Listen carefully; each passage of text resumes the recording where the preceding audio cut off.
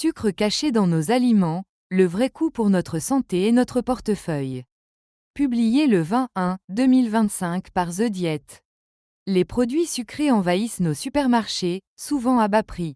Mais derrière ces étiquettes alléchantes se cache une réalité inquiétante, excès de sucre, ingrédients ultra transformés et marketing trompeur. Enquête sur les dessous de cette industrie et ses conséquences sur notre santé. Les sucres omniprésents, même là où on ne les attend pas. Les sucres se sont infiltrés partout dans notre alimentation, y compris dans des produits où on ne les attend pas. Une étude de l'ANSE portant sur 54 000 produits alimentaires commercialisés en France entre 2008 et 2020 a révélé que près de 8 produits sur 10 contenaient au moins un ingrédient sucrant, même les produits salés. On retrouve des sucres ajoutés dans les conserves, les plats préparés, les sauces, et même les charcuteries. Cette omniprésence s'explique par les multiples fonctions des sucres dans l'industrie agroalimentaire. Ils permettent de rehausser le goût, de colorer les aliments, de prolonger leur conservation, et d'améliorer leur texture. Surtout, ce sont des matières premières peu coûteuses qui permettent aux industriels d'augmenter leurs marges. Le problème est que cette surconsommation de sucre a des effets délétères sur notre santé, favorisant l'obésité, le diabète et les maladies cardiovasculaires. À savoir, réglementairement en France, la dénomination sucre, au singulier, est exclusivement réservée au saccharose, disaccharides formés à partir d'une molécule de glucose et d'une molécule de fructose, extrait de la betterave ou de la canne à sucre. D'après le droit alimentaire européen et français, le terme sucre, au pluriel, correspond aux mono- et disaccharides à l'exception des polyols, glucose, fructose, galactose, saccharose, lactose, maltose. Des étiquettes trompeuses qui masquent la réalité. Pour le consommateur, il est devenu très difficile d'identifier la présence de sucre dans les produits.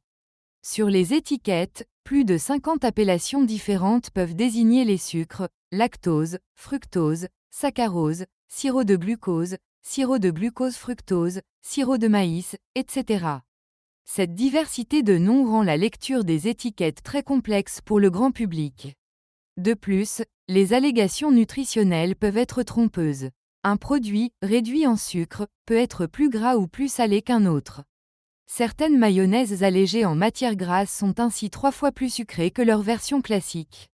Les mentions « sans sucre ajouté »,« sans sucres ajoutés » ou encore « allégées en sucre » ne garantissent pas non plus l'absence totale de sucre. Le piège des produits premier prix. Une enquête de Foodwatch a mis récemment en lumière un constat alarmant. Sur plus de 400 produits analysés dans 12 catégories alimentaires, les moins chers contiennent souvent plus de sucre que la moyenne, alors que les produits les plus chers sont souvent les moins sucrés.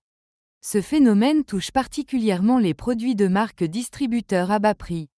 Cette situation crée une inégalité nutritionnelle. Les consommateurs aux revenus modestes, contraints de se tourner vers les produits les moins chers, sont ainsi plus exposés à une surconsommation de sucre. Par exemple, dans le rayon des guacamoles, des cordons bleus ou encore des mayonnaises, les produits les moins chers sont généralement les plus sucrés.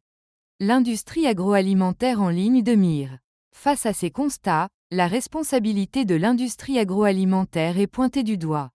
Les géants du secteur dépensent des sommes colossales en lobbying pour contrer toute législation qui viserait à réduire la teneur en sucre de leurs produits ou à améliorer l'information des consommateurs. En 2023, des entreprises comme Nestlé, Coca-Cola et Ferrero ont dépensé entre 400 000 et 600 000 euros chacune pour leurs activités de lobbying auprès des institutions européennes. Ces actions visent notamment à empêcher la mise en place de taxes sur les produits sucrés ou l'interdiction de la publicité pour la malbouffe ciblant les enfants. Des solutions pour une alimentation plus saine. Malgré ce tableau sombre, des solutions existent pour réduire notre consommation de sucre. La première étape consiste à apprendre à lire les étiquettes et à comparer les produits. Il est recommandé de privilégier les aliments peu transformés et de cuisiner soi-même autant que possible. Des initiatives comme le Nutri-Score, bien qu'imparfait, peuvent aider les consommateurs à faire des choix plus éclairés. Des associations comme Foodwatch militent également pour une meilleure réglementation et transparence de l'industrie agroalimentaire.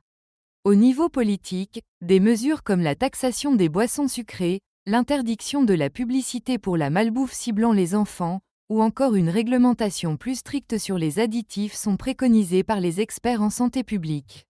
En résumé, l'omniprésence des sucres dans notre alimentation, y compris dans des produits insoupçonnés, pose un réel problème de santé publique. Les étiquettes trompeuses et la surprésentation des sucres dans les produits premier prix créent une inégalité nutritionnelle. Face au lobbying intense de l'industrie agroalimentaire, des solutions existent: meilleure éducation des consommateurs, réglementation plus stricte, taxation des produits sucrés. Il est crucial d'agir pour réduire notre consommation de sucre et promouvoir une alimentation plus saine et équilibrée, accessible à tous.